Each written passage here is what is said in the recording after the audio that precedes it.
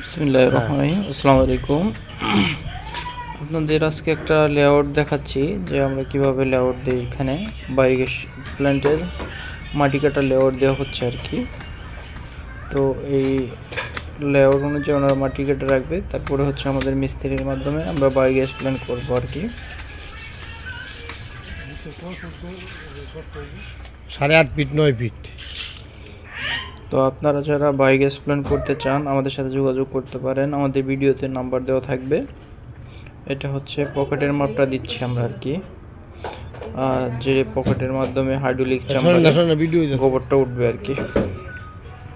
আমাদের সাথেই থাকেন। একটা সঠিক লেআউট হচ্ছে একটা বায়োগ্যাস প্ল্যান্টের করার পূর্ব প্রস্তুতি। হ্যাঁ, পকেট।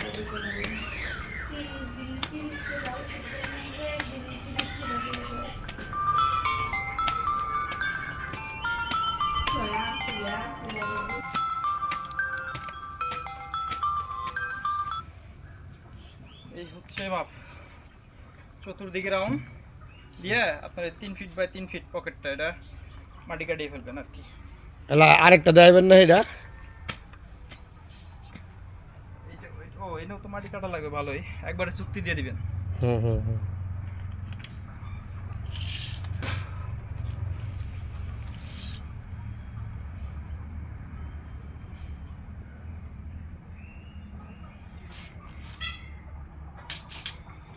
ওই খুঁটাটা উঠিয়ে নিয়ে আসেন।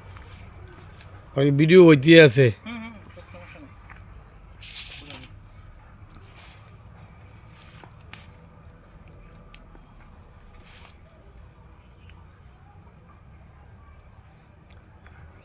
ওই দাগের দিছেন না? হ্যাঁ।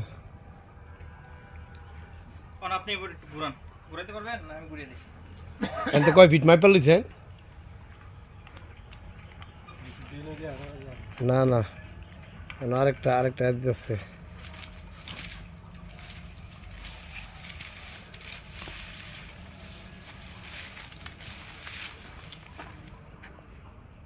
বইলা গেছে গা সুতা। একটু ছাড়ান।